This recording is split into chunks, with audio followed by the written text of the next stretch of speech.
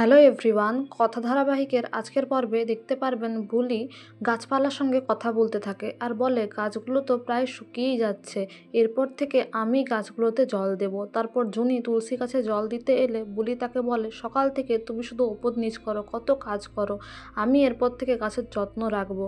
তোমার শাশুড়িটা খুব জালি তাই না? এদিকে জুনি এইসব শুনে বলে গাছের সম্বন্ধে তুমি এত কিছু জানো, একটা সত্যি করে কথা বলো তো, তুমি আমার কথা তাই না? কিন্তু বুলি বলে না বোন, আমার নাম বুলি।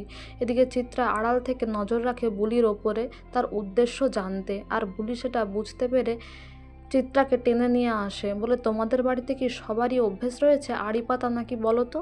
তারপরে বুলি এভির ঘরে ঢুকে যায় আর অন্ধকার দেখে সে ঘরের জানালার দরজার সমস্ত পর্দাগুলো খুলে দেয় যাতে ঘরের মধ্যে আলো ঢোকে। আর তখনই এভি চলে আসে, বুলিকে ঘরের মধ্যে ঢুকতে দেখে সে খুব চিৎকার করে, বলে তোমাকে কে অধিকার দিয়েছে এই ঘরের মধ্যে ঢোকার, তুমি এক্ষুনি এখান থেকে বেরিয়ে যাও।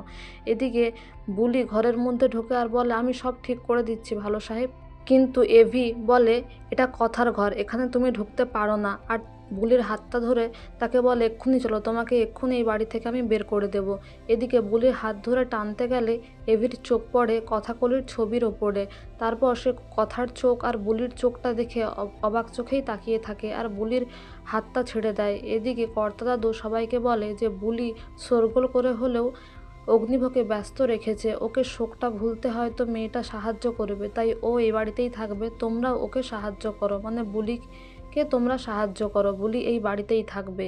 এদিকে বন্যি ফুল নামে একটা ফুলের প্ল্যান্টেশন করে প্রান্তিক, সে বলে রিচাকে যে এই ফুলটার অনেক ভেষজ গুণ যেমন রয়েছে তেমন এর মূল থেকে একটা বীজ তৈরি হয় যেটা মানুষের শরীরে গেলে মানুষ মারা যাবে, কিন্তু মৃত্যুর কারণটা কেউ কখনোই জানতে পারবে না, কারণ রিপোর্টে এটা ধরা পড়ে না। রিচা তো খুব খুশি হয়, বলে দাঁড়াও আমার বাবাকে এই খবরটা আমি দিয়ে দিচ্ছি। তবে ওই বুলি বলে মেয়েটা খুব লাফালাফি করছে, খুব চালাকি করছে, তাই এই বিষটা প্রথম আমরা ওই বুলির শরীরেই প্রয়োগ করব, ওই হবে আমাদের প্রথম গিনিপিগ। এদিকে এভি ওই ঘুঁটে দেওয়া গাড়িটা পরিষ্কার করতে থাকলে বুলি ভয় পেয়ে যায়, বলে আমাকে ভালো সাহেব বলেছিল আমার মুখ যেন আমি না দেখাই, তাই সে বস্তা মাথায় নিয়ে পালাতে থাকলে, মানে ঘরের মধ্যে বাগানের মধ্যে ছুটতে থাকলে রিচার সঙ্গে ধাক্কা লাগে আর রিচা একটা গোবরের ঝুড়ির ওপরে পড়ে যায়। তার গোটা গায়ে গোবর লেগে গেলে সে এভির কাছে গিয়ে নালিশ করে বুলির নামে।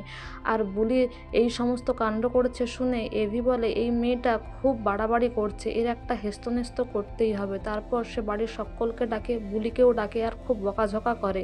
এদিকে বুলি কতগুলো জিনিস নিয়ে আসে, বলে আমি এটা দিয়ে কসমেটিক্স বানাবো। আর বুলির এই কার্যকলাপ দেখে ঋতু বলে এ তো কথার মতোই কথা বলছে, কথার মতোই কাজ করবে বলছে।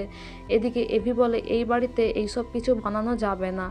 তো বন্ধুরা, এই ছিল আজকের কথা ধারাবাহিকের update. Thank you so much for watching the video. Thank you.